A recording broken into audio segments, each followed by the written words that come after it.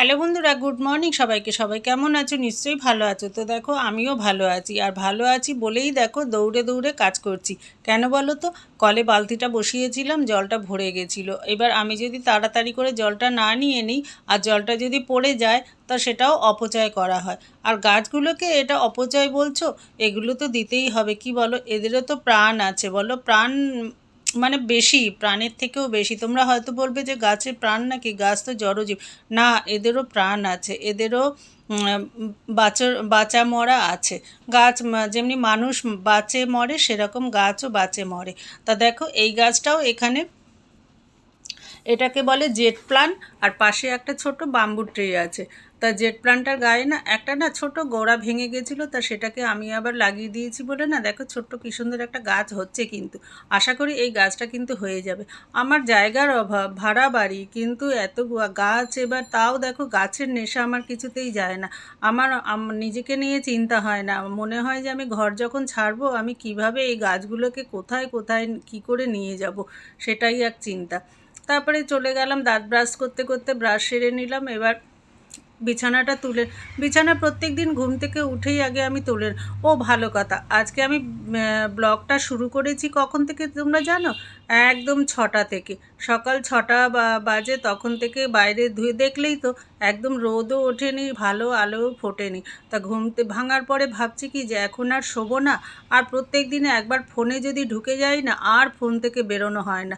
এই করতে করতে বেলা হয়ে যায়, তো সকালের দিকটা আর ভিডিওগুলো করতে পারি না। তো ওই জন্য আজকে চিন্তা করলাম যে সকাল সকাল তবে উঠোন বলতে এই যে বাইরের রগটা একটুখানি না ধুলে, পরিষ্কার না করলে ভালো লাগে না। ঝাড় দিয়ে ধুয়ে নিই, গাছ টাছগুলো একটু জল পড়ছে ভালো দিয়ে নিই। অন্যদিন জল পড়ে না তো। আজকে কী ভাগ্য দেখলাম ভালোভাবে জলের প্রেশারটা রয়েছে। ওই জন্য গাছগুলোকেও ভালোভাবে দিয়ে এবার বিছানাটা পরিষ্কার করে এখন আমি চা খাবো একটু। চা না খেলে কাজের যেন এনার্জিই দিচ্ছে না। এবার একটু জল গরম করে নিলাম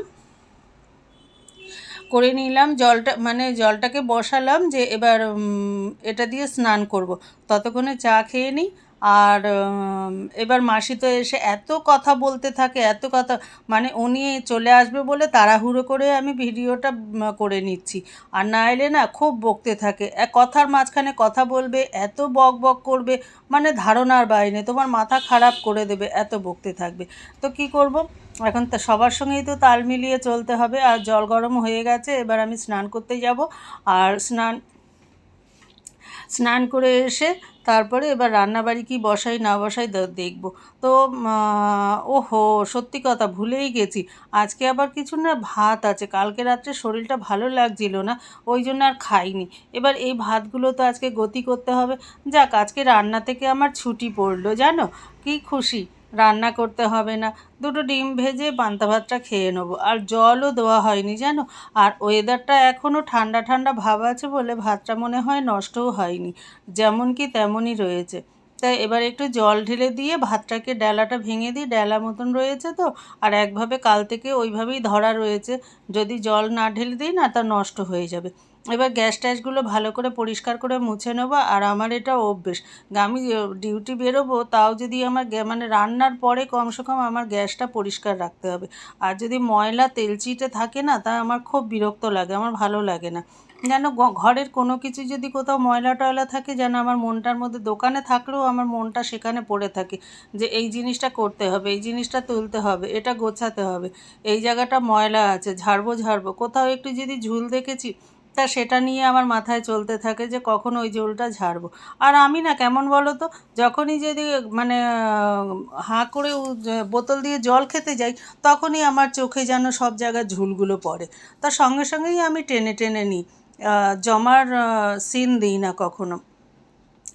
আর এই দুধটা এবার দেখো বার করলাম, এখন বার করে তো এবার আমাদের মহারানী এসছেন, তা এবার একটু চা করে নিই। আর ওনার জন্য একটু, উনি আবার দুধ চা খায়। তা এখন কি করি জানো তো, 1 প্যাকেট দুধ এনে এবার রেখে দিই। এবার 5 দিন 6 দিন আমার চলে যায় ওইভাবেই। আমি তো সকালে উঠেই একবার চা খাই, ব্যাস। তারপরে আর বেলায় এবার মাসি এসছে, এবার ওনার সঙ্গে আমিও একটু খাবো। না এলে তখন আবার বৌদি খেলে না, মানে এত গান গাইতেই থাকে, একটা কথা 1000 বার বলতে থাকে। আচ্ছা, চলো এবার চাটা বসিয়ে এবার কমিয়ে এবার আর বাকি কি কাজ আছে সেগুলো করতে থাকবো। দেখি, আমার তো কাজের অন্ত নেই, কিছু না কিছু কাজ যেন তো বেরিয়েই যায় আমার। যতই মনে করি যে আমি কাজ কম করব বা এখন একটু আমি বসে গিয়ে বা দাঁড়াই গিয়ে, সেটা আর হবে না। আর থেকে থেকে তো আমি কি করি, আমার একটা জায়গায় বসিয়ে আমি বাইরে গাছগুলোর সামনে সিঁড়িটা আছে, ওখানে সিঁড়ির সামনে একটুখানি গিয়ে বসি। আর হয়তো দাঁত মাজতে গিয়ে একটু বসলাম, বা এমনি হয়তো ওরা বাইরে রয়েছে তখন একটু বসলাম, এই করতে থাকি। তোমাদের সঙ্গে কথা বলতে বলতে চাটাও কিন্তু ফুটে। শিঙি মাছটা আমার যে কাটা পরান যায় জড়িয়া রে। হ্যালো বন্ধুরা, দেখো আজকে আমি কি রান্না করছি বলো তো। মাছের মাথা দিয়ে বাঁধাকপি করব। আর দেখো বাঁধাকপিটা কিন্তু সকালে সিদ্ধ করে রেখে গেছি, এর মধ্যে থেকে সিদ্ধ আর কিছুটা তুলে রেখে দেবো, এতটা করব না, একবারে মানে দুটো কাজ একসঙ্গে করলাম। তো পেঁয়াজ ফোড়ন দিয়ে দিয়েছি, জিরে তেজপাতা গরম মশলা দিয়ে দিয়েছি, এবার আলুগুলো দিয়ে দিলাম।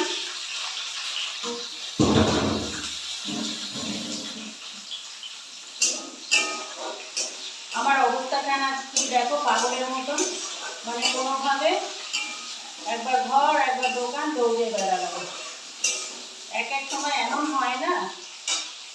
তো আলুটা ভালো করে ভাজা ভাজা করে নেবো। আর এই মাছের মাথাটা দেখো ভালো করে ভেজে নিয়েছি, এটা সকালে করে রেখে গেছিলাম। লঙ্কা টমেটো কেটে রেখেছি দিয়ে দিলাম, আদা বাটা দিয়ে দিলাম, জিরে ধনে লঙ্কা বাটা দিয়ে দিলাম,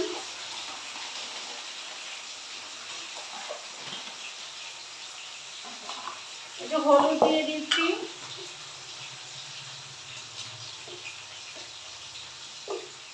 এবার নুন দিয়ে দিচ্ছি,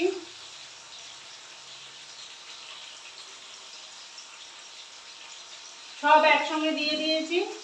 এবার চিনিটা দিয়ে দিচ্ছি। কেমন তাড়না রান্না দেখো বন্ধুরা। এবার ভালো করে কষিয়ে নেবো।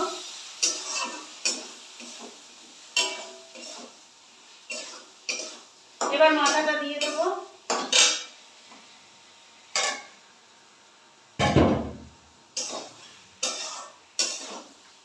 দেখো এই হচ্ছে আমার রান্নার কায়দা। এবার একটু আবার কষিয়ে নেবো ভালো করে।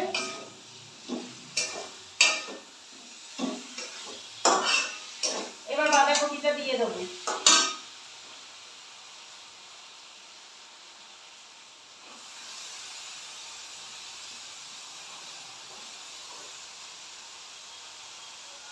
কিছুটা রেখে দেবো পকোড়ার জন্য, পরে এগুলো পকোড়া করবো, সেই জন্য এটা রেখে দিলাম। এবার ভালো করে নেড়ে দেবো। সব দেওয়া হয়ে গেছে, টেনশন নেই আর। একটা দিতে আর একটা দেবো কি দেবো না ভুলে যাই আমি। তো এবার এটা হতে থাকুক।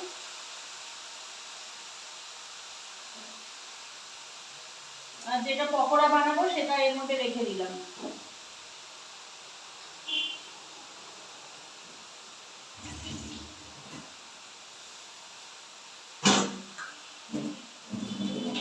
এবার ভালো করে নেড়ে দেবো।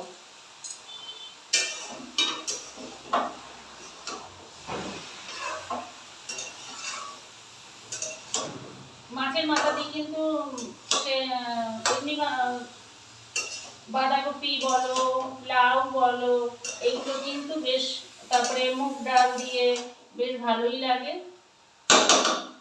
তো দেখো আজকে আমি এইভাবে বানাচ্ছি, তোমাদের কেমন লাগলো তোমরা অবশ্যই কমেন্টে জানাবে। আর তোমরাও এইভাবে বানিয়ে খেয়ে দেখবে, আশা করি ভালো লাগবে। এটা কিন্তু খুব সুন্দরভাবে হয়ে গেছে, এবার নামিয়ে নেবো।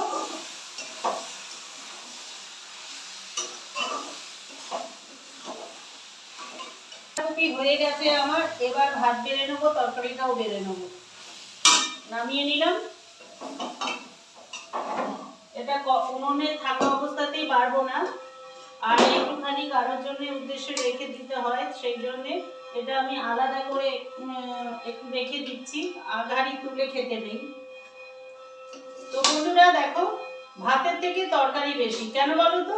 চালের প্রচুর দাম বেড়ে গেছে, ওই জন্যে ভাত কম খাবো, আর সবজি বেশি খাবো। আর এতে কিন্তু আমি এখন মনে মনে ভেবেছি যে সবজি বেশি খাবো। দেখো কতটা সবজি নিয়ে নিলাম, আর ভাত কতটা নেবো দেখবে।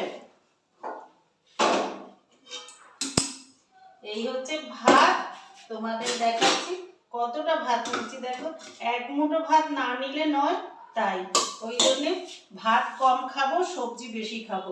চালের প্রচুর দাম বেড়ে গেছে, তো এক এক কেজি চাল কতদিন চালানো যাবে বলো তো? তো বন্ধুরা, এটা আমি এখন খাবো, একটু ঠান্ডা হতে দিই। বাঁধাকপিটা তোমাদের দেখাচ্ছি কেমন হয়েছে। খুব সুন্দর হয়েছে, খুব ভালো হয়েছে। তা আশা করি তোমরাও এরকম বানিয়ে খাবে, দেখবে খুব ভালো লাগবে। তা এখন আমি তাড়াতাড়ি খেয়ে দোকানে চলে যাব, আবার দেখা হবে তোমাদের সঙ্গে। টাটা।